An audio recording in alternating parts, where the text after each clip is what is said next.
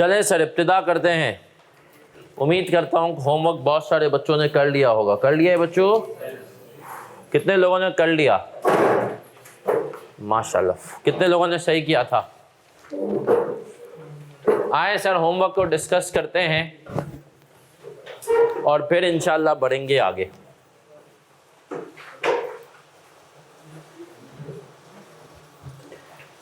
Quickly आते हैं sir, कौन कौन सी कॉस्ट नहीं ली उसके ऊपर थोड़ी सी डिस्कशन करेंगे। और जिन अजीम हस्तियों ने होमवर्क नहीं किया वो भी कॉपी कर सकती हैं ना सर। मुझे पता है आप बिजी लोग हैं, है ना सर। लिस्ट प्राइस कितनी थी? 8 लाख। उसमें से हमने क्या माइनस कर दिया? समझ में आता है सर, सही है ये तो। इसके बाद इंपोर्ट ड्यूटीज ऐड करेंगे सर। इंपोर्ट ड्यूटीज लिखा हुआ है वर्ड, अब सुनिएगा सर। यहां पर कुछ भी नहीं लिखा कि इंपोर्ट ड्यूटीज रिफंडेबल हैं या नॉन रिफंडेबल। देखिए सर, रिफंडेबल क्या होती है? जो कि आपको कैश वापस हुकूमत देती है, भाई तो अभी दे दे, कुछ टाइम बाद हमसे कैश वापस ले लेना। नॉन रिफंडेबल क्या होती है? वापस नहीं मिलती। तो नॉन रिफंडेबल को हम ऐड कर दें सर। कुछ नहीं बताया हुआ इंपोर्ट ड्यूटीज रिफंडेबल है नॉन रिफंडेबल, तो क्या अज्यूम करूंगा? लिख लें अपने पास, by default always assume duties and taxes. By default always assume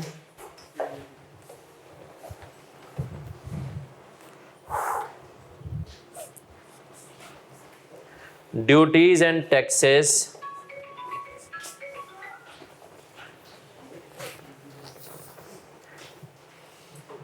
by default always assume duties and taxes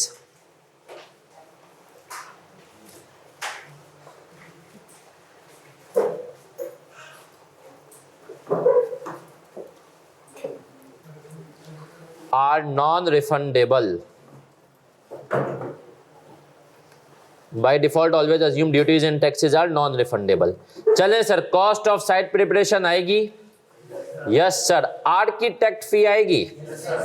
non refundable taxes. एक बच्चे का सवाल आया था सर ये क्या होते हैं, जरा इसके ऊपर एग्जांपल दे दें। बिल्कुल दे देते हैं सर। देखें, हुकूमत है ना, कुछ टैक्सेस को रिफंड भी कर देती है, कुछ टैक्सेस को एडजस्ट भी कर देती है।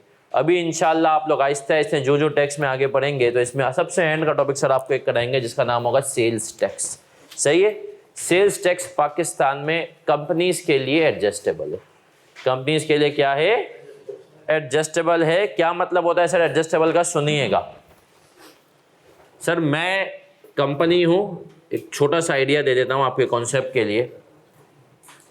मैं अपने सप्लायर से 50 रुपए की चीज खरीदता हूं, उसके ऊपर वो मुझे 18% सेल्स टैक्स लगाकर देता है। सही है सर। आसानी के लिए हम अज्यूम कर लेते हैं 20%। ठीक है सर। तो मुझे वो चीज 50 प्लस 50 का 20% होता है 10, 60 रुपए की, 60 रुपीज की सर मुझे वो चीज पड़ती है। उस 60 रुपए की चीज को मैं आगे कस्टमर को अपनी भी कुछ उसमें वैल्यू एडिशन करता हूं और वो मैं 100 रुपए की चीज बेचता हूं और उससे भी 20% लेता हूं, जो कि बन जाता है कस्टमर से कितना? 120। अब इधर देखना, ये जो 10 रुपए ये मैंने अपने सप्लायर को पे किया। मैंने 50 रुपए की चीज ली, उसने मुझे 20% टैक्स लगाया। कितना हुआ? ये जो 10 रुपए है इसको मैं कहता हूं सेल्स टैक्स इनपुट। क्या कहता हूं? ये आप लोग इंशाल्लाह सेल्स टैक्स में पढ़ेंगे। और ये जो 120 रुपए मुझे मिले उसमें जो 20 रुपए मुझे मिले ये मुझे मेरे कस्टमर ने दिए, ये मैंने रिसीव किया है, ये मैंने पे किया है और ये मैंने रिसीव किया है कस्टमर से। इसको मैं क्या कहता हूं? सेल्स टैक्स आउटपुट 20 रुपए। अब हुकूमत कहती है कि देख भाई तूने सेल्स टैक्स पे कितना किया, रिसीव कितना किया। हुकूमत कहती है नेट हमें 10 रुपए जमा करा दे। ये जो 10 रुपए थे ना ये है सेल्स टैक्स एडजस्टेबल। इसको हम क्या कहते हैं कि मैं पे तो कर रहा हूं सप्लायर को, लेकिन जो कस्टमर से 20 रुपए मिल रहे हैं हुकूमत के लिए, भाई सेल्स टैक्स हुकूमत का है ना, अब ये 20 रुपए पूरे मुझे हुकूमत को दे देने चाहिए थे, वो मैं हुकूमत को नहीं दे रहा हूं, बल्कि सर उसको मैं क्या कर रहा हूं? एडजस्ट कर रहा हूं 10 रुपए से और बाकी सिर्फ 10 रुपए हुकूमत को दूंगा। तो ये जो 10 रुपए हैं इसको हम कहते हैं सेल्स टैक्स इनपुट और एडजस्टेबल टैक्स। इसी तरीके से इनकम टैक्स भी एडजस्टेबल होता है। हुकूमत कहती है अभी मशीन खरीदने पे हमें टैक्स दे दो, पूरा साल तुम प्रॉफिट कमाओ, प्रॉफिट के बाद जो भी तुम्हारी लायबिलिटी बढ़ेगी उसमें से ये मशीन वाला टैक्स माइनस कर देना, वो होता है एडजस्टेबल टैक्स। सही है। कुछ केसेस में, हमारे मुल्क में तो वो केसेस नहीं है अनफॉर्चुनेटली, लेकिन दुनिया भर में हुकूमत इतनी अच्छी है कि टैक्स वापस कैश दे देती है। पाकिस्तानी हुकूमत आपको कभी भी वापस कैश, हुकूमत कहेगी फ्यूचर में कभी कमाएगा ना उससे एडजस्ट कर लेना। सही है सर, फ्यूचर में कैरी फॉरवर्ड करते रहना। लेकिन सर कॉन्सेप्ट समझ में आ गया? तो हमने कहा सर इसीलिए हमने टैक्स लिया। फिर आगे आते हैं,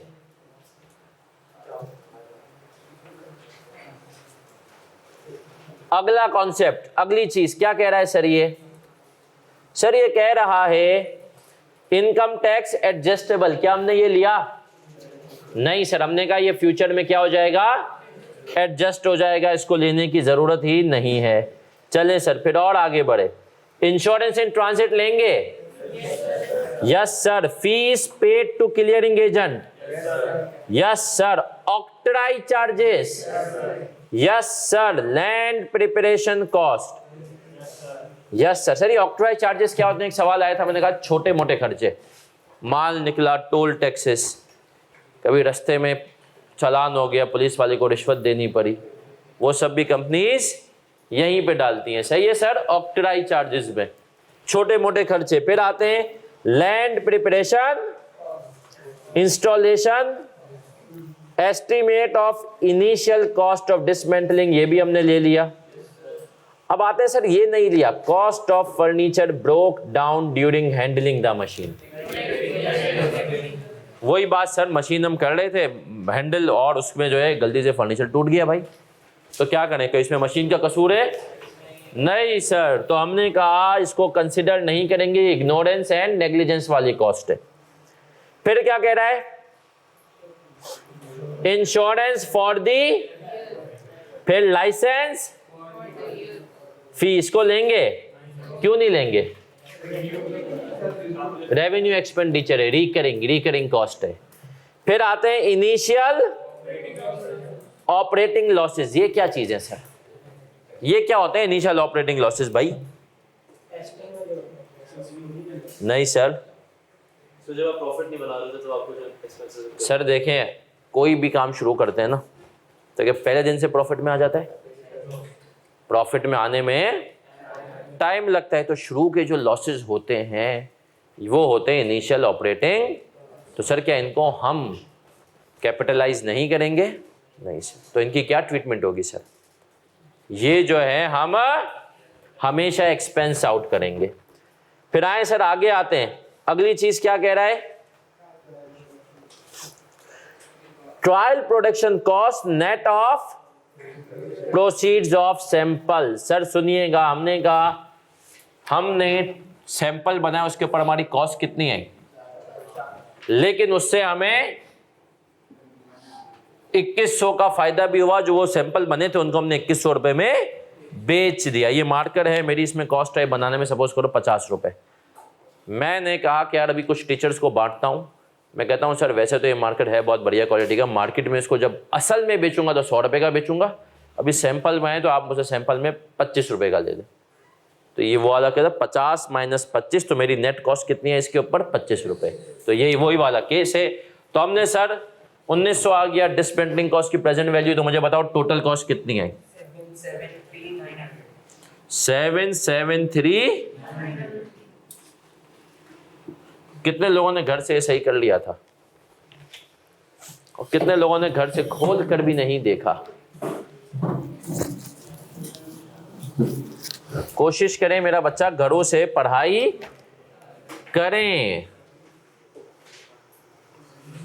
बढ़े आगे।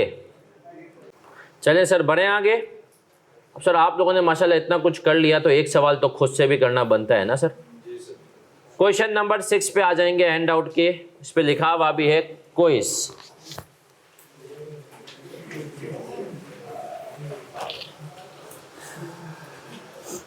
अच्छा सर याद रखें जो क्विज होगा ना उसमें एक शरारती पॉइंट होगा, जो कि आपके कॉन्सेप्ट में जो मसाइल होंगे उनको सही करेगा। रिक्वायरमेंट पढ़ते हैं, डेप्रिसिएशन निकालने आती है ना आपको। In accordings with IAS 16 calculate cost at which the plant would be capitalize, ठीक है।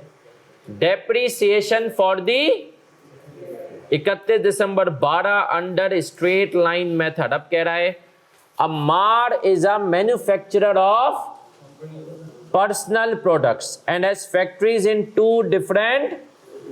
On 8 November 2011, he bought a new state-of-the-art plant from Krones Inc. USA. Invoice value of the plant was rupees 250 million. कितनी थी sir? 250 million। बस मेरा साथ आपके साथ यहीं तक है, अब आप लोग खुद पढ़ेंगे। सर अच्छा सवाल एक भी रुक जाएं। 8 नंबर का सवाल एक करने के लिए 10 मिनट दे रहा हूं। 2:16 होने अभी मेरे लैपटॉप में 2:26 तक आपको सवाल करना है। जी बेटा कुछ ना कुछ तो डिफिकल्ट होगा ना।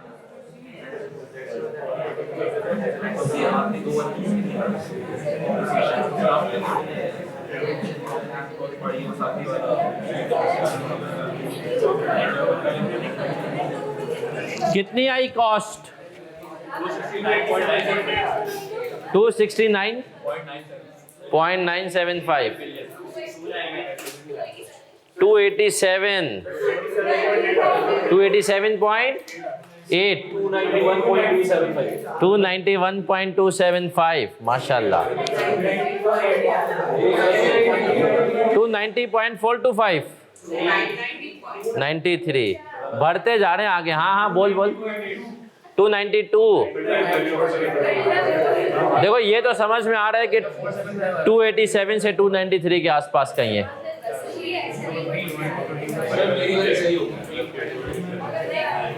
इतने कॉन्फिडेंस से कहता है कि मेरी वाली सही नहीं हुई अगर तो मैं सबको इफ्तार कराऊंगा। तो कॉन्फिडेंस ऐसा होना चाहिए।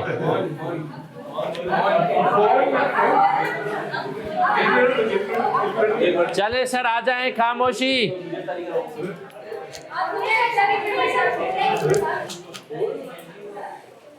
खामोशी। चले सर आ जाएं, अब डिस्कस करते हैं और बोर्ड पे भी करते हैं। Amar is a manufacturer of personal and two factories, सही है। On 8 November 2011 he bought a new state-of-the-art plant from Krones Inc. USA. Invoice value of the plant was rupees 250. Other relevant details. Cost of import. अब sir देखते जाते हैं कौन कौन सी cost है जिसको आना चाहिए, है ना सर। तो सबसे पहले हमारे पास क्या आ रहा है यहाँ पर? आएंगे sir LC opening charges. Yes sir LC opening charges बिल्कुल आएंगे। कितने हैं सर? 1 मिलियन। सर इसके बाद क्या? Import duty. कुछ नहीं बताया, क्या अज्यूम करेंगे? Non refundable. कितनी है सर? पहले उसकी कॉस्ट तो ले लें। प्लांट की कॉस्ट कितनी थी? फिर हमने कहा इंपोर्ट ड्यूटी 20।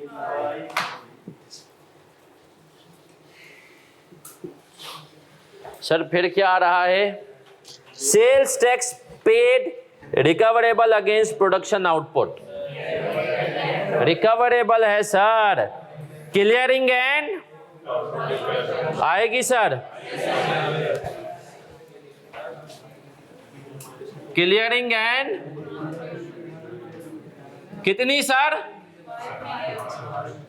फिर सर और आगे बढ़े। साइट प्रिपरेशन में अमाउंट पेड टू कंसल्टेंट कितना है सर? फिर और आगे बढ़ेंगे, अगली चीज सिविल एंड कितना है? 3 मिलियन है। अब सर मुझे बताएं इसके साथ कुछ और भी लिखा हुआ है। Above include cost of equipment damage due to mishandling। पूरा 3 लेंगे, 2.2 लेंगे। 2.2 सही है सर, क्योंकि जो नीचे 0.3 में इसने का वो कॉस्ट भी शामिल है जो हमारी इग्नोरेंस और नेग्लिजेंस की वजह से हुई है। तो हमने कहा सिविल एंड कितना sir?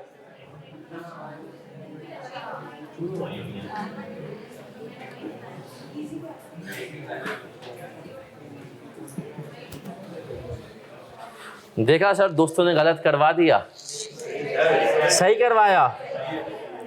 The plant was received at the site on 1 Feb 2000। Installation and test run were successfully completed in 3 months time at a cost of rupees. इसने कहा देखें हमने 1 Feb 12 को हमें रिसीव हुआ है सर, जबकि प्लान जो है हमने परचेज कब किया था? तो सर तब तक कहाँ था? 1 नवंबर से 1 Feb तक। आने में टाइम लगता है सर, फिर पोर्ट से क्लियरेंस करवाना है ना सर। 1 Feb को हमारे पास फैक्ट्री में पहुंचा। फिर क्या कह रहा है? बोला 6 मिलियन की कॉस्ट आई इंस्टॉलेशन और टेस्ट रन पे, और net sale proceeds of test run कितनी है? तो कितना लूंगा यहाँ पे? 4 पॉइंट। अब सर देंगे इसने शरारत क्या कि इंस्टॉलेशन एंड टेस्ट रन को कंबाइन कर दिया। सर 6 मिलियन की टोटल कॉस्ट है, हमें नहीं पता इसमें इंस्टॉलेशन कितनी है, टेस्ट रन कितनी है। और बोला जो टेस्ट रन था उसकी जो हमने आउटपुट निकला, उसको जब बेचा तो कितने पैसे मिले? तो कितना हो गया सर?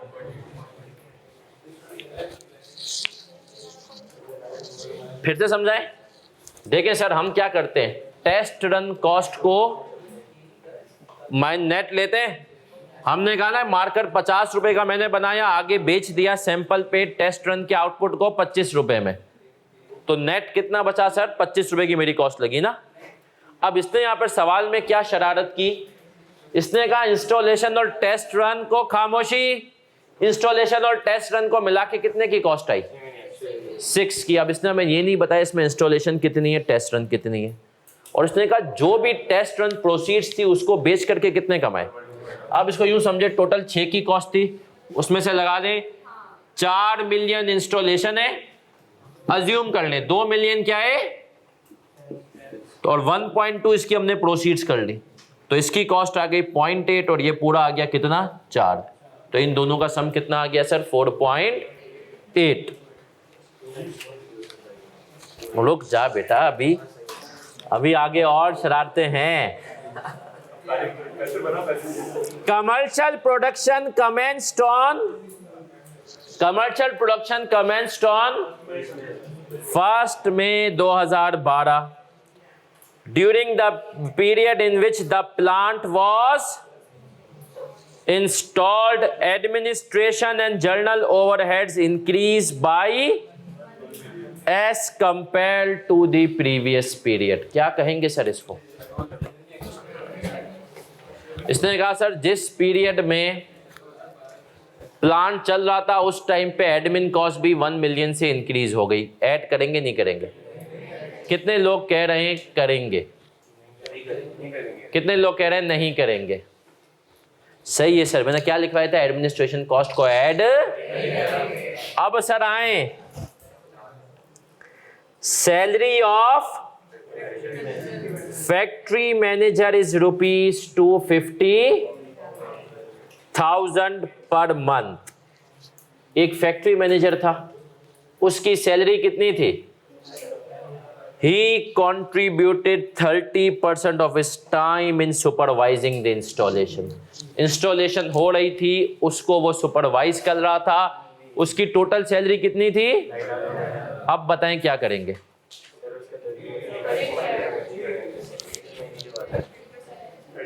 कितने लोग कह रहे हैं 30% सैलरी कॉस्ट में ऐड करेंगे? कितने लोग कह रहे हैं नहीं करेंगे? नहीं करेंगे वाले क्यों कह रहे हैं नहीं करेंगे?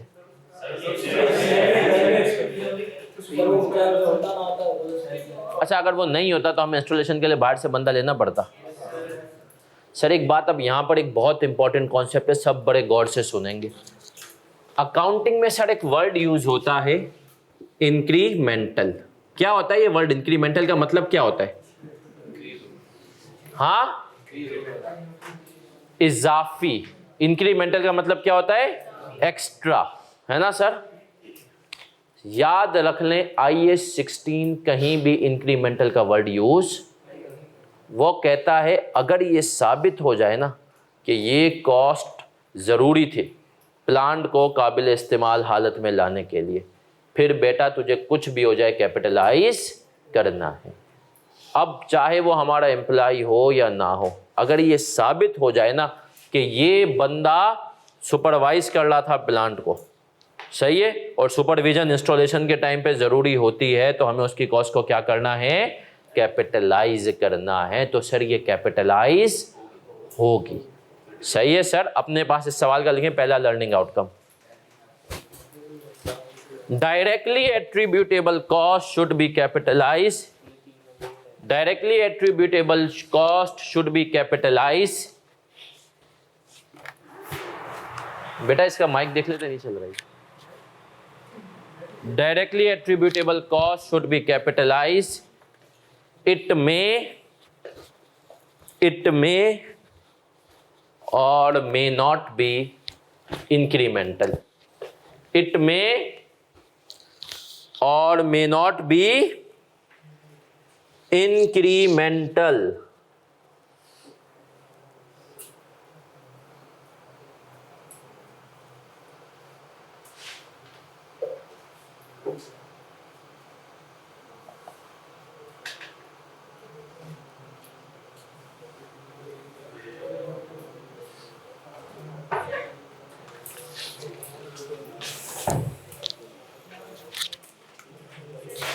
जी बच्चा,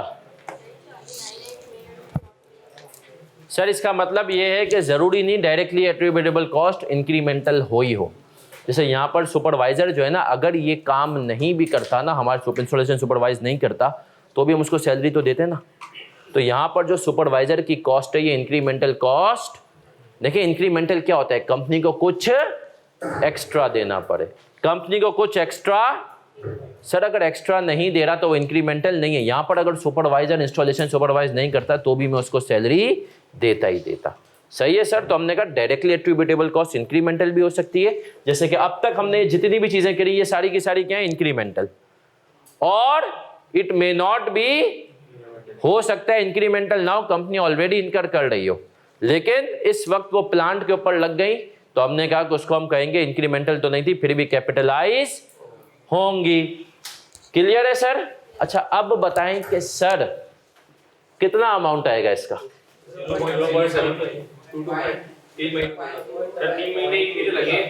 सर यहाँ पर दूसरी टेक्निकलिटी थी कि इंस्टॉलेशन 3 महीने चली है। कैसे पता? ऐसे पता। सर आप लोग, मैं कह रहा हूं ना, आईकेप को समझे, पीआरसी से निकल आए, वहां पर आप आए नहीं, लाए गए थे। यहां पर आईकेप आपको, सर देखें इसने क्या कहा, फिर पढ़ते हैं। Salary of factory manager is per month he contributed 30% of his time in supervising the installation. Installation चली है तो कितने % टाइम किया इसने? अब सर इंस्टॉलेशन चली कितने महीने? प्लांट मिला कब था? 1 फरवरी को मिला था। पॉइंट नंबर 3 में देखो कब मिला था? Plant was received at the site on, और हमने इसकी कमर्शियल प्रोडक्शन कब स्टार्ट की? तो सर इसका मतलब है फरवरी से लेकर मई तक वो क्या हो रहा था? इंस्टॉल हो रहा था। तो कितने महीने हो गए? फरवरी, मार्च, अप्रैल। तो 3 महीने की कॉस्ट आएगी। और कितनी आई सर? हमने कहा सर ये आई, कितनी आई भाई? सुपरवाइजर सैलरी 1 महीने की कितनी है sir? 2.5 lakh multiply by 3 into 0.3। तो ये वैसे बनी कितनी? 2,25,000। और हम अगर इसको मिलियंस में लिखें तो कितनी हो जाएगी? कितने लोगों ने पॉइंट सही किया था? सीखो आईकेप क्या करता है। सही है सर? कोई सर क्लास में गलती करके हम आई कैप की एक एक चीज देखें सर, ये इसी तरीके से आपको मैं बता दूं, FAR 1 और बिजनेस लॉ, इन दोनों पेपरों में आई कैप पिछले 2-3 अटेम्प्ट से शरारतें थोड़ी सी ज्यादा कर रहा है। वो शरारतें इसी किस्म की होती हैं, वो कहता है मुझे पता है बच्चा सवाल सही से पढ़ेगा ही नहीं। तो आए सर, अब टोटल करें, कितना आ रहा है? 290 पॉइंट।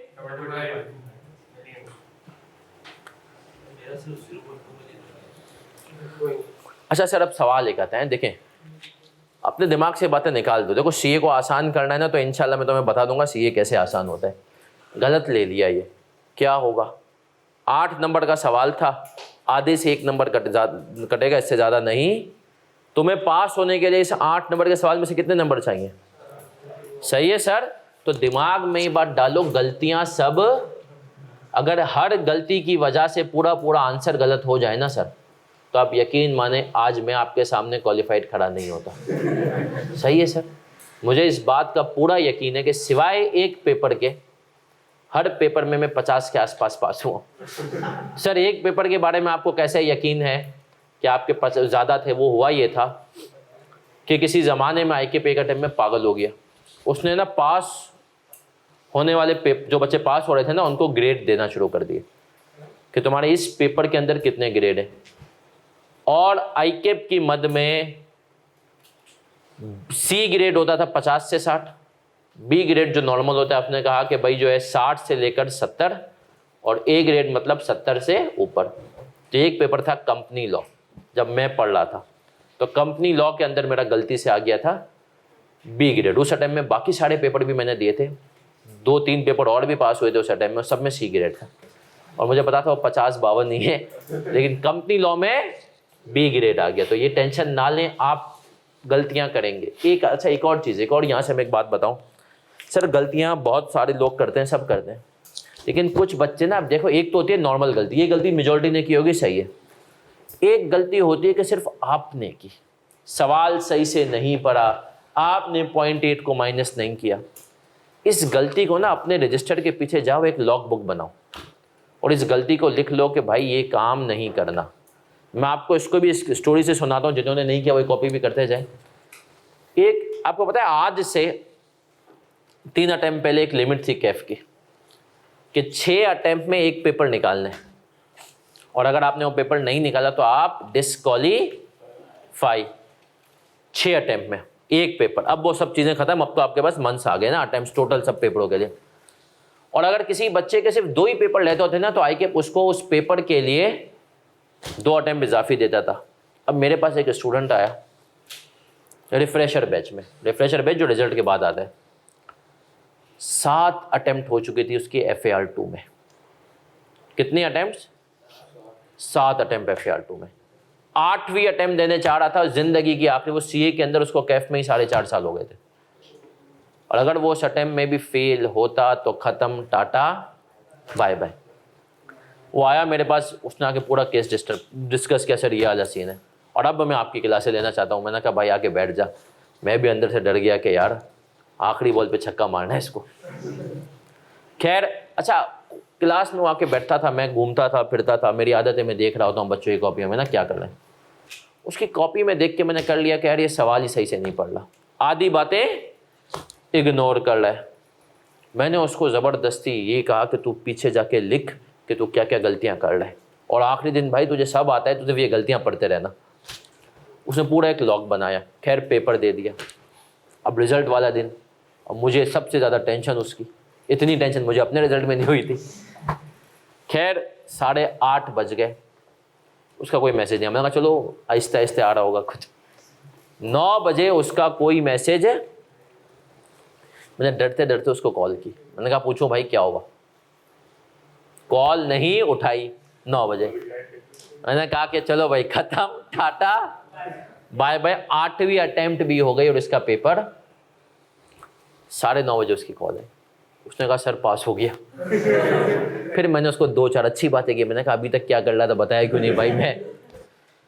खैर उसने बोला सर इतना डर लग रहा था मुझे कि मैं मैसेज ही चेक नहीं कर रहा था IQ का। तो सर यार, लेकिन उसने कहा सर ये जो लॉग मैंने मेंटेन किया था ना, तो ये गलतियां मुझे पता चल गई थी। तो मैं ये, तो आप भी कोशिश करें कोई ऐसी गलती जो बिल्कुल अनहोनी सी है, जो सिर्फ आप कर रहे हैं और कोई नहीं कर रहा, उसको आपने क्या करना है, नोट करना है। तो सर क्लियर है हम यहां तक? चलिए सर, अभी सवाल में डेप्रिसिएशन भी है। कितनी डेप्रिसिएशन है? अवेलेबल फॉर यूज कब हुआ है? फर्स्ट में। और हमारा ईयर एंड क्या है इस सवाल में?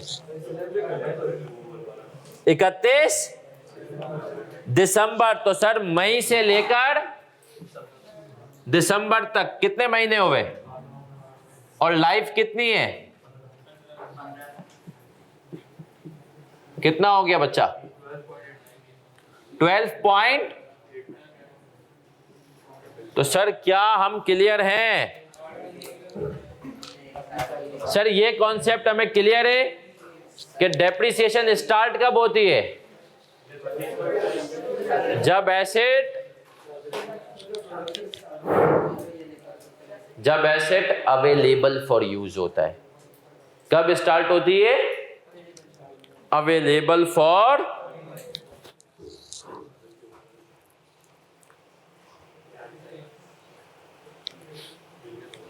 बेटा फेब मार्च अप्रैल कौन सा कॉन्सेप्ट लाएगा? सर देखें, 1 महीने की सैलरी थी 2.5 लाख, 3 महीने चलिए इंस्टॉलेशन और 30% टाइम लगा इंस्टॉलेशन में, 0.225।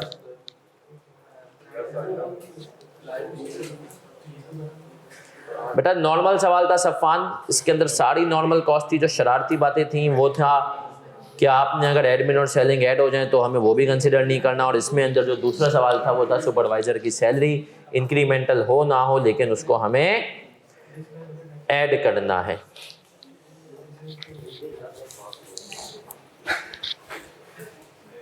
तो यहां तक हम क्लियर है बच्चा? पक्की बात है? बढ़ जाए मजीद आगे? चलें सर, अब ये सवाल मैंने आपको बता दिया। अब एक और सवाल हम करेंगे, और वो सवाल भी देखें। अब मैं क्या कर रहा हूं, आपको जितने भी कॉन्सेप्ट हुए ना आज की क्लास में सबको रिवाइज करवा रहा हूं। वो सवाल भी सीए फाइनल FAR 2 का सवाल था। तो उस सवाल की तरफ आते हैं, ठीक है सर? नाम क्या है? प्रैक्टिस क्या है? सो स्मार्ट यू आर, है ना?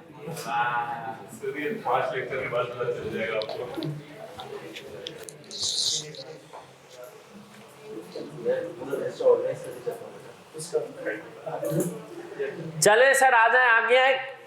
क्वेश्चन नंबर 8 पे आ जाएं।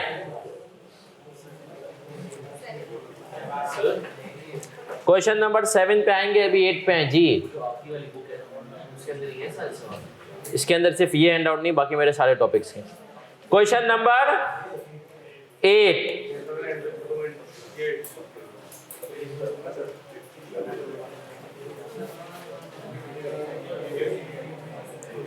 चलें सर, सवाल पढ़ रहे हैं और सवाल में कुछ थोड़ी सी चेंजेस भी करेंगे। Question number 8, ABC Limited purchased asset for rupees and paid 17% refundable input. ABC is required to dismantle the asset after 4, नहीं इसको 2 years कर दें, after 2 years। 4 को काट के कितना कर लेंगे? At a cost of 245 million। इसके आगे लिख लें इन्फ्लेशन रेट या डिस्काउंट रेट इज 11%। हाँ 11, इन्फ्लेशन रेट या डिस्काउंट रेट इज 11%। अब सर ये कह रहा है कि जर्नलाइज या जर्नल एंट्रीज चाहिए कितने सालों की? शुरू हो जाए, पढ़ा हुआ है ना सर आपने, एंट्रीज बनानी है जी नौजवानों।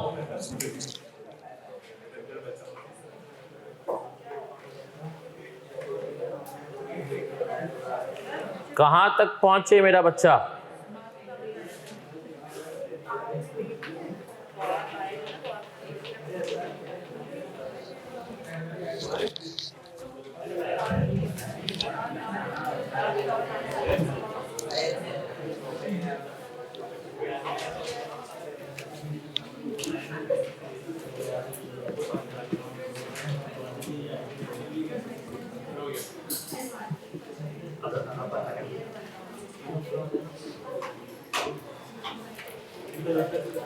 परचेज प्राइस कितनी है मेरा बच्चा? Provision for dismantling 245। फॉर्मूला याद है ना सर? कितनी आई? 84।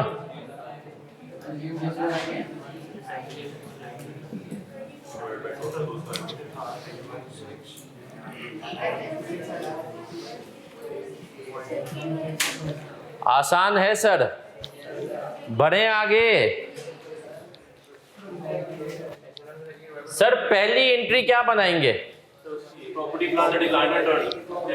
अब आईकेप ने कहा कि बच्चे ने एक गलती की, आप में से देखते हैं कितनी अजीम हस्तियां वो गलती करती हैं। प्लांट हमने आज खरीदा है सर, कोई डेट वेट इसने दी हुई है? अब सब इधर देख लें सर, कोई डेट नहीं दी होगी ना तो हम लिखेंगे 1 जनवरी ईयर 1, 1 जनवरी ईयर 1। अब इधर देख लें, पहली एंट्री क्या बनाऊंगा? पीपी डेबिट, सूदी दारा कितने से? अब आईकेप की मैं आपको शरारतें बता रहा हूं, ये जितने भी सवाल हम कर रहे हैं ना, ये आईकेप के ही हैं सर। अब सर यहां पर एक एंट्री बहुत सारे बच्चे ने मिस की, सेल्स टैक्स भी तो हमने पे किया है। सर इधर देखना, सेल्स टैक्स पे किया है, वो सेल्स टैक्स कौन सा है?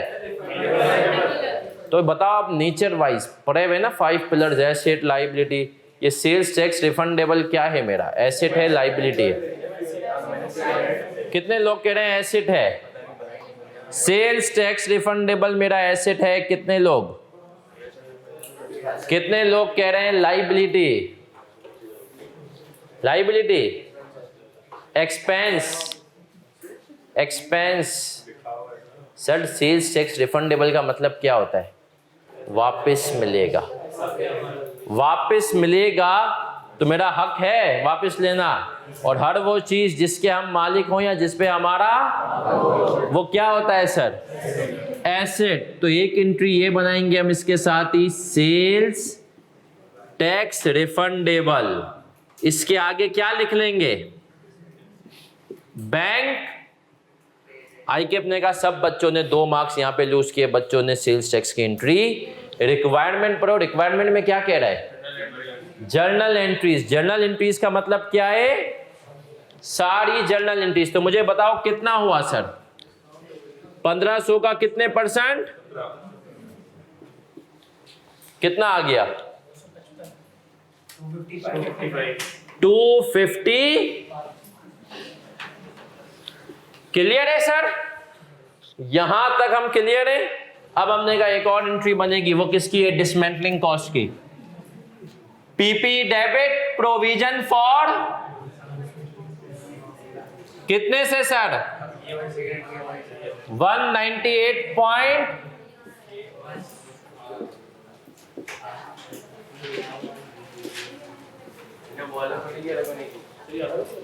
ये चाहो तो एक भी बना सकते हो, कंपाउंड भी बना सकते हो, कोई मसला नहीं है। सर यहां तक हम क्लियर हैं, किसी को कोई भी मसला हो तो बच्चा पूछेगा, सही है? अब आते हैं सर पहले साल के एंड पे, 31 दिसंबर ईयर 1। सबसे पहले क्या करूंगा? डेप्रिसिएशन। डेप्रिसिएशन एक्सपेंस डेबिट कितने से? 1698.84 डिवाइडेड बाई कितना हो गया? 849.4। ऐसा ही है सर। अब सर एक और एंट्री बनेगी, वो कौन सी है? कौन सी सर? Dismantling cost. याद है सर? अब हमने कहा ये हमने रिकॉर्ड कितने पे की है? 198.84 और इसको लेकर के कहां पे जाना है 240 और इन दोनों के दरमियान जो फर्क होगा वो क्या होगा इंटरेस्ट एक्सपेंस। पढ़ा है ना पिछली क्लास में सर हमने, तो आ जाएं। क्या एंट्री बनाऊंगा interest expense debit provision for कितने से 198.84 का कितने परसेंट, कितना हो गया मेरा बच्चा 21 पॉइंट।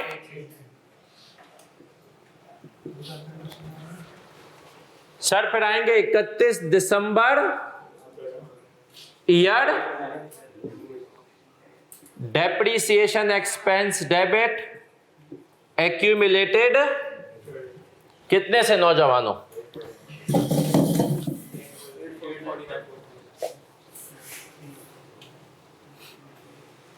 849 पॉइंट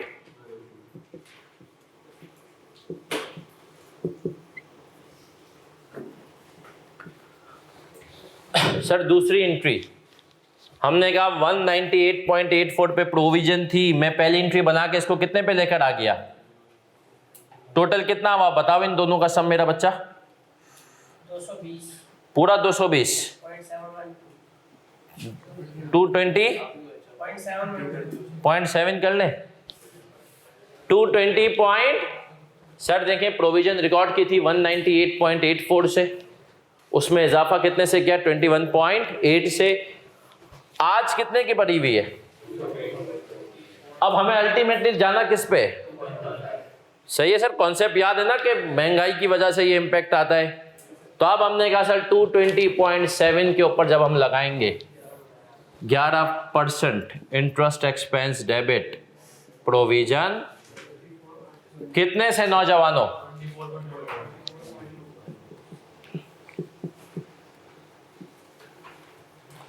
220.8 मल्टीप्लाई बाई कितना हो गया 24.2। तो सर टोटल प्रोविजन 245 की हो गई। अब क्या एंट्री बनाऊंगा प्रोविजन डेबिट बैंक कितने से सर सूद इदारा क्रेडिट 245। सर ये बेसिकली पास पेपर्स के सवालात आपने देखे, कितने बच्चे यहां तक बिल्कुल सही पहुंचे थे, सेल्स टैक्स भूल गए थे है ना, कॉमन मिस्टेक है ना सर, कंबाइन भी बना दे कोई मसला भाई। मैं आप ये पहली दूसरी तीसरी तीनों इंटरव्यू को मिला के लिख सकते थे, आप इन तीनों की जगह एक एंट्री बना सकते थे PP debit, sales tax refundable debit, bank और provision for PP 1698 point, sales tax 250, ये हो जाता 1755 और ये हो जाता 198 पॉइंट। सर और आप चाहते तो इसकी अलग से पीपी डेबिट बैंक और प्रोविजन कर लेते, ये भी कर सकते थे। अभी शुरुआत हो, जुगाड़ों पे हम जाएंगे आगे जी। नहीं अभी हमें पता थोड़ी कब रिफंड होगा, पाकिस्तान में पता है रिफंड कब होता है, नहीं होता, और होता भी है ना तो 4 से हुकूमत कहती है कंपनियों के पास बहुत पैसा है।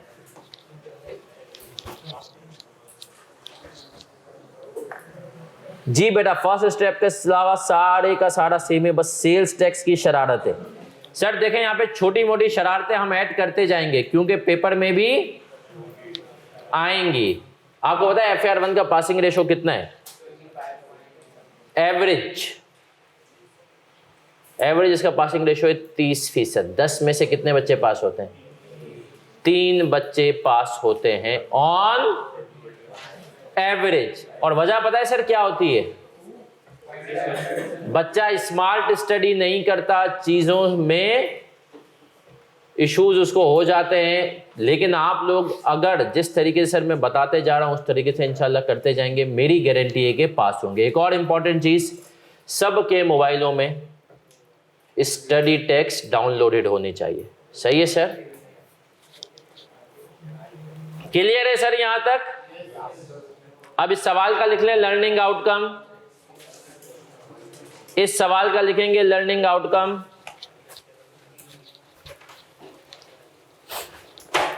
Sales tax refundable is asset. Sales tax refundable is asset. Sir किसी को कोई मसला हो क्लास में सवाल पूछ लें, क्लास में पूछते हुए भी कुछ बच्चों को शर्म आती है तो वो क्लास के बाद पूछ सकते हैं, व्हाट्सएप पे पूछ सकते हैं, ठीक है सर? लेकिन पूछना एक अपने आप को, दिमाग को टेंशन में डाले। चले सर यहां तक सब क्लियर है? सर ये हमने क्या पढ़ लिया? Cost initial measurement. क्या ये पूरा हो गया? तकरीबन पूरा हो गया। अब एक सवाल आपको और कराने, पहले वो मैं आपको दूंगा होमवर्क। जब आप उसको कर लेंगे तो उसके बाद हम उसको इंशाल्लाह करेंगे क्लास में। और सर ये बेसिकली कॉस्ट वाली चीज़ें थी आपकी बुनियाद पक्की करने के लिए। और मैं इसके बाद आऊँगा, एक टॉपिक है जिसको हम कहते हैं इम्पेयरमेंट। तो सर जो इसके अंदर सब्सिक्वेंट मेजरमेंट है, रीवैल्यूएशन, उसका क्या होगा आप सुनना। उसको आपके बहुत सारे आप बच्चों ने नाम, सर उमर काजी। सर उमर काजी बेसिकली उनको मैं ये बेस बनाकर दे देता हूँ, इसके बाद सर उमर काजी आएंगे और वो इंशाल्लाह आपको यहाँ से। लेकिन अब हम पढ़ेंगे इम्पेयरमेंट। क्या पढ़ेंगे सर? इम्पेयरमेंट हम पढ़ेंगे। लेकिन सर वो पढ़ेंगे इंशाल्लाह अगली क्लास में। होमवर्क सुनो, फिर स्टोरी टाइम पे आएंगे। आज के होमवर्क सुनते जाएं। क्वेश्चन नंबर 3 है आपका होमवर्क। थोड़ा सा मुश्किल सवाल है लेकिन उम्मीद है कि आप लोग इंशाल्लाह ट्राई करेंगे। क्वेश्चन नंबर 3,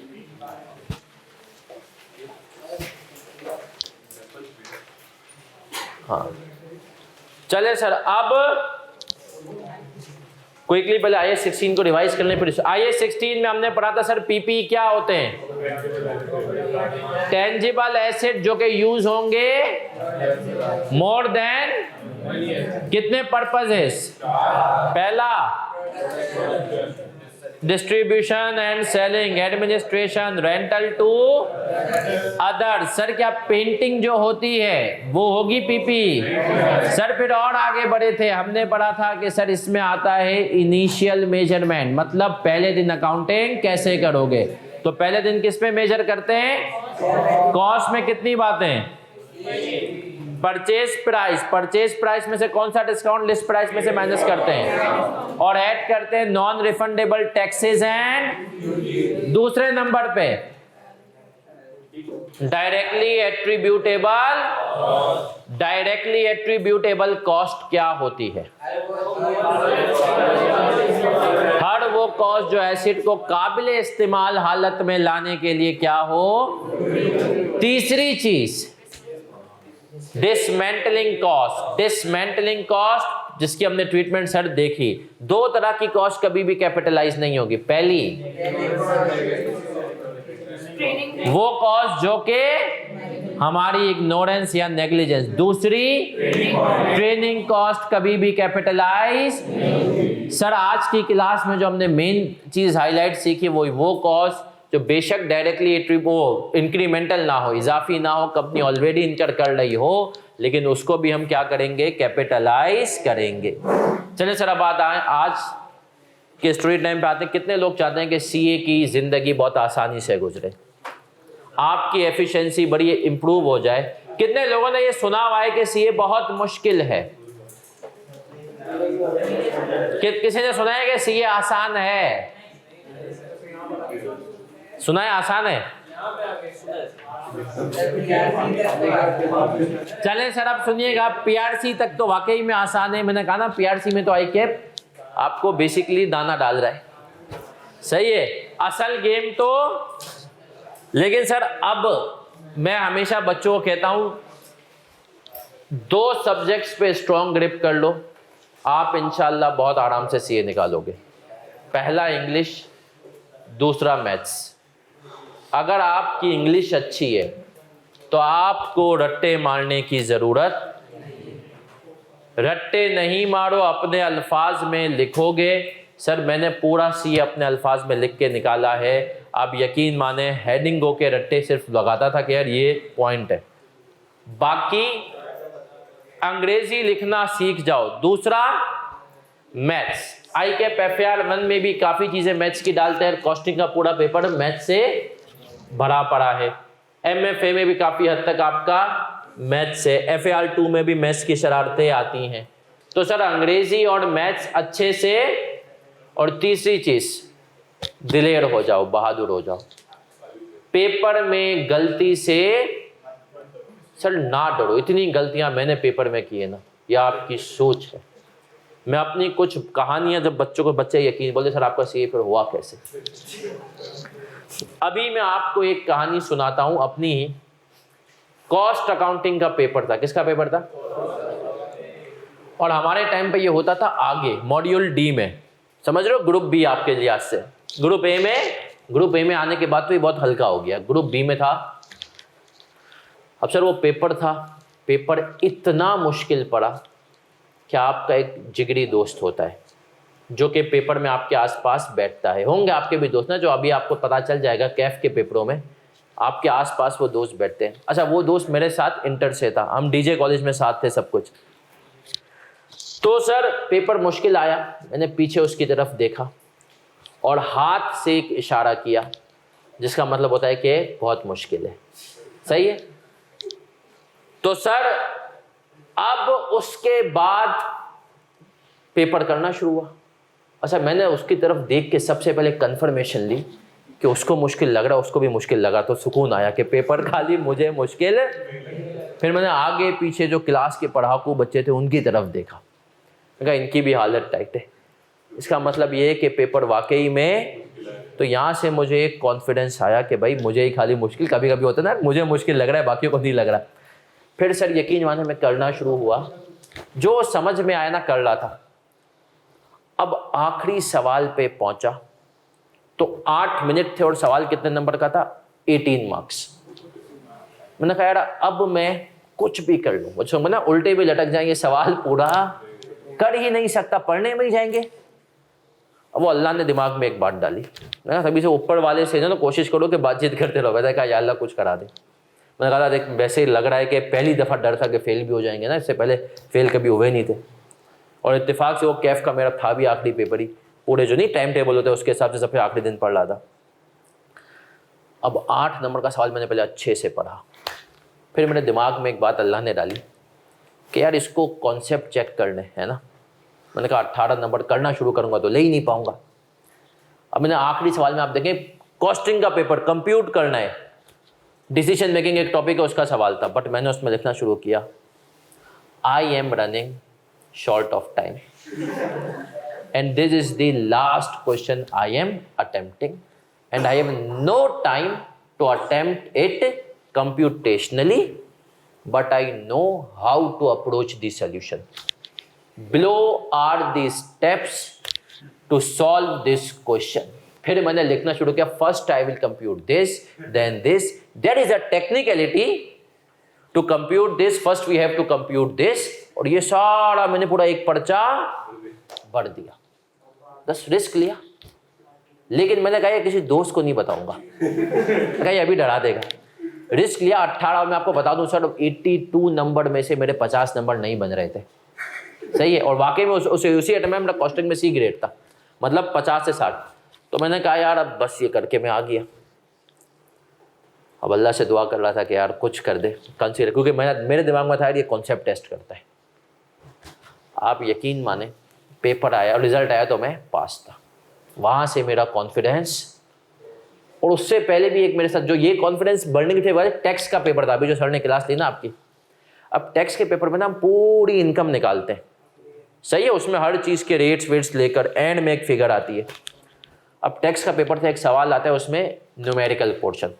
टैक्स की भी अभी से तुम्हें जुगाड़ बता दूं, न्यूमेरिकल स्ट्रॉन्ग कर लो। टैक्स का पेपर पूरे कैफ में पास करने के लिहाज से सबसे आसान पेपर है। उसका जो न्यूमेरिकल पोर्शन है ना वो आसान कर लो, थ्योरी को काम चलाओ रखो। खैर अब मैं भी यही करके अपना न्यूमेरिकल आता है अच्छे से कर लेंगे। 50 नंबर का तो न्यूमेरिकल है, उसमें से उठाएंगे 40 नंबर। थ्योरी में से 50 में से कितने उठाने हैं? तो मैंने न्यूमेरिकल का पूरा सवाल अटेम्प्ट कर लिया। आप समझे एंड में बिल्कुल आंसर पे आ गए ना, चीजें ऐड हो के। अच्छा उसमें था मेरे ख्याल में उस टाइम पे 25 नंबर का वो सवाल आता था, उसमें लग गए थे मुझे कोई घंटे से भी थोड़ा ज़्यादा। अब मैं ना एंड में खुद से रिवाइज कर रहा था, मैंने कहा यार ऊपर एक फिगर गलत ले ली, अब उसकी वजह से सब पे इम्पेक्ट आएगा। अब मैंने कहा यार ये तो टाइम नहीं है। मैं गया उस फिगर के पास, जाके एक स्टैटिक डाला, उस स्टैटिक के नीचे एक्सप्लेनेशन दी। मैंने कहा I have identified that I have taken this figure wrongly, correct figure will be this. और फिर मैं लिख दिया but I am not correcting it because I am running out of kindly consider. अभी एक बड़ी खतो किताबत चलती थी, सही है। अच्छा अब यहाँ पर मैंने टेक्स्ट का पेपर था, मैंने सबसे पहली गलती ये की कि अब आके वो दोस्त होते ना आपके मनोज, उसको बता दिया। मैंने कहा यार मैंने तो ये हरकत कर दी।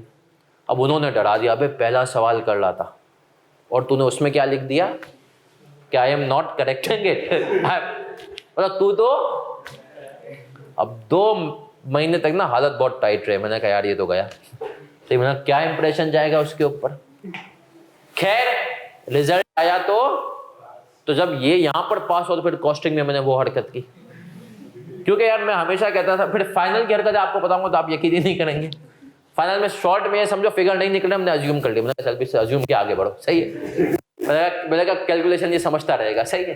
तो सर पॉइंट क्या था कि सीए में बच्चा जो है ना घबरा ज़्यादा जाता है। मैं अल्लाह का शुक्र है घबराता, और जिस पेपर में मेरी तैयारी कम होती थी ना, तो मैं और मेरा एक दोस्त था, हम लोग दुआ कर या अल्लाह इसको मुश्किल तरीन पेपर बना। वजह क्या? क्योंकि हमने क्लासें ली भी होती थी, लेकिन अब क्लास बाद में तैयारी नहीं कर सकते थे अपनी हरकतों की वजह से। तो हम मुश्किल की दुआ क्यों करते थे? हम कहते थे यार अब देखो एक तरफ हम होंगे और एक तरफ आम बहुत ज़्यादा पढ़ने वाले बच्चे होंगे। अब हमने कहा पेपर में जब मुश्किल पेपर आएगा ना तो वो पैनिक हो जाएगा। उसने तैयारी इतनी की ना सर, और हमें तो वैसे ही अब, और हमें ये पता था कि यार हम पैनिक नहीं होंगे। तो सर याद रखें ये चीज़ें इंशाल्लाह सीखेंगे पेपर में पैनिक को कैसे कंट्रोल। इंग्लिश अच्छी कर लो।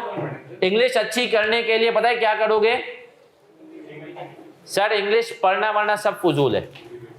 हम इंग्लिश सुनने से ज़्यादा सीखते हैं। और अब मैं आपको अगर बताऊं इंग्लिश सुनने के लिए, एक तो होता है कि आप गोरों की अंग्रेजी सुने, नहीं सुने, क्योंकि सर उनका जो एक्सेंट है ना हमसे बहुत ज़्यादा, पड़ोसी जितने भी हम कहें कि हमारे दुश्मन हैं, लेकिन इन बहुत सारी चीज़ों में हमसे बहुत।